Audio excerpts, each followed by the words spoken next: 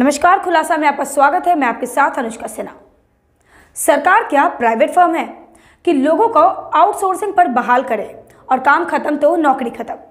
यह सोच सरकार के लिए एक राजनीतिक सोच हो सकती है, पर इसका दूरगामी परिणाम किसी भी सरकार के लिए खतरनाक हो सकता है, क्योंकि सरकार को वोट के लिए आखिर इनके पास ही जाना होता है। और तब जब चुनाव के मौके पर ऐसी नौकरियां गंवाए लोग आंदोलन पर उतरेंगे तो मुश्किल सरकार की और बढ़ेगी। देखिए पटना से अनुप्रकाश की ये रिपोर्ट। बिहार में विधानसभा चुनाव नजदीक आते ही प्रदर्शनों का दौर भी तेज हो गया है।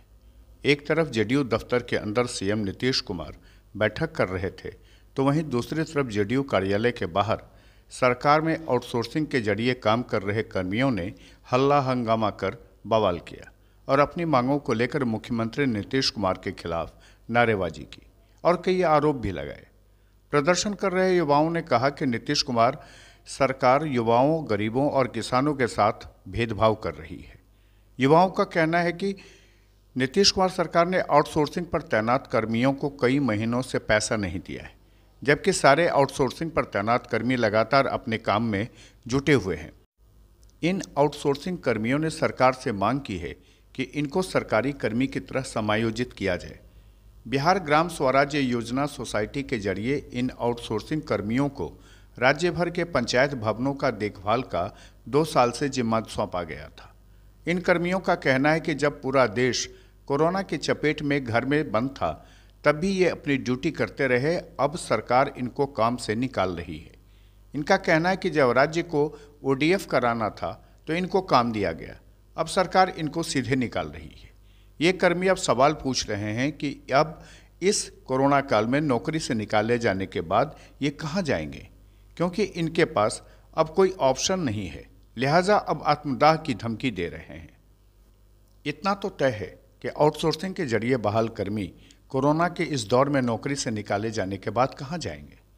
जिस समय इनको आजीविका दी गई, उस दौरान ही सरकार को यह तय करना था कि एक काम खत्म होने के बाद इनको दूसरा काम देती, पर जब योजना भी राजनीतिक हो तो हश्र यही होता है।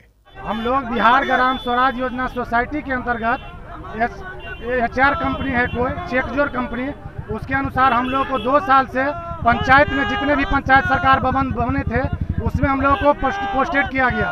हम लोग अपने तन मन धन से उस पंचायत भवन का देखभाल किए, पूरे पंचायत का काम किए। कोरोना जैसे महामारी में सब जब घर में थे, हम लोग ड्यूटी पे थे, सब तरह का पंचायत का काम किए। अब हम लोगों को जो है बोला जा रहा है कि अब आप लोग की जरूरत नहीं है। 2 साल तक जरूरत थी, अब हम लोगों को पेट पे लात मारा जा रहा है। पंचायत जो है हर पंचायत का काम किए हैं। अब एक ही विनती है कि 2 साल के बाद इस तरह से महामारी का समय है, हम लोग कहाँ जाएंगे, क्या खाएंगे, क्या पिएंगे? हम लोग के पास ऑप्शन नहीं है, या तो जिएंगे तो नौकरी के साथ, नहीं तो हम लोग यहाँ मरेंगे, आत्मदाह करेंगे। हम लोग के पास और कोई समस्या नहीं है। क्या मांगे यही है कि हम लोग को PRD के अंतर्गत मर्ज कर दिया जाए। में गंदगी भरा हुआ था, हम दिन रात एक करके, गर्मी हो बरसात, जाड़ा हो या रात, नहीं सांप का डर, ना बिच्छू का डर, ना कुछ का डर, अपने जीवन को हथेली पर रख करके हम अपने पंचायत को, जिला को, राज्य को ODF कराने में दिन रात तत्पर है। जब हमारी मांगने हम लोग शुरू कर दिया तो हम लोग को पद से हटा दिया गया, नाना प्रकार का दोषारोपण किया गया। ये आज जो हम लोग यहाँ पर धरना दिए हैं, ये नीतीश कुमार की देन है कि हम लोगों के छल कपट के मंच पर रख करके सारे अपने कामों को करवा करके आज हमको हटा दिए हैं। हमारी मानदेय दे, हमारी जो नौकरी गई है वो नीतीश कुमार दे, और जो हमारे प्रखंड में जो गौरव था उसको हम लोग कल काज करें। और हमारी जो आज स्थिति भूखमरी की बनी हुई है, आज हम न बने। आज हम रोडों पर हजारों सुरक्षा रहेंगे, आज हम लोग रोड पर आ चुके हैं। आज किसकी देन है? नीतीश कुमार की देन है। आज अगर हमारी लेकिन आज जब ये आंदोलन पर उतरे हैं तो सरकार के लिए एक नई मुसीबत है, क्योंकि राज्य में बेरोजगारों की संख्या में फिर से बढ़ोतरी होगी, जो सरकार के लिए संकट है।